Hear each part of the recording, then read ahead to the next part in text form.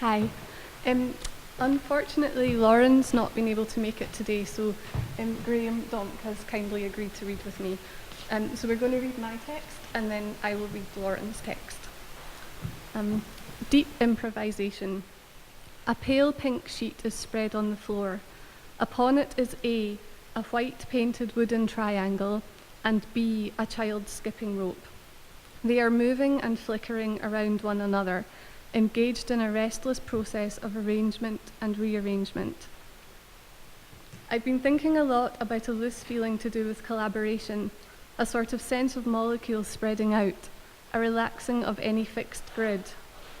Yes, I have in mind an image of hinges, an opening, closing, opening sequence. There are structures in place, but they are constantly shifting and tilting, chiming at different angles. Like one of Lydia Clark's Bichot sculptures, a creature that's in between a static framework and a fluid movement, a transition and an intersection. Exactly.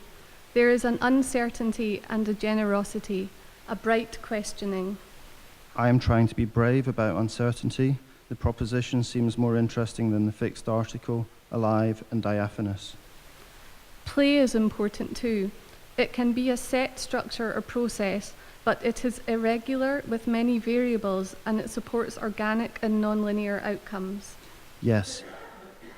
Play is collaborative action and possibilities it offers for sharing and inclusiveness, and imagination, of course, a point of entry or departure.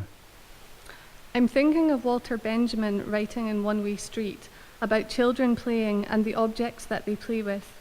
He is talking about how they are drawn to detritus and discarded everyday materials, which is interesting in itself, but also how they, quote, take materials of very different kinds and, through what they make with them in play, place them in new and very surprising relations to one another. In this way, children form their own material world. We can create or dismantle our own language, rules, rituals, and reveries. We can fold inwards or outwards. It feels like an almost spatial mode of thought and exchange, a performative dialogue. You could say it is an invitation to paraphrase the poet Anne Carson, undo the latches of being, a model for open-ended improvisation. Let's see what happens. This is Lauren's text. It's called Deep Improvisation for Improvised Solo Ideas. I try a modal approach. Okay, minor tonal, building from lines, E minor pentatonic. The blues, it's deep. Do blue eyes see the world bluer? Flatted, Athena to O'Toole, the great advocates of reciprocity made by the ocean. We are the breath, it's up to you to breathe. A memory, a series of propositions. The world of ... fills plastic bags with air, all surface and a no-touch zone. Bichot turns many corners, bolts, plural, bichots, non, art and non-art, slang, vocative, buddy, close friend, even besta, leave me behind, wrapped by dominant seventh chords.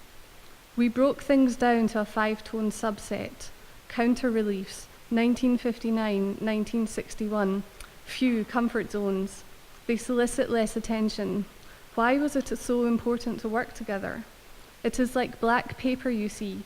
Set it somewhere warm and it absorbs all frequencies of visible light. Deep improvisation drifts onto shallow flat beds at low tide.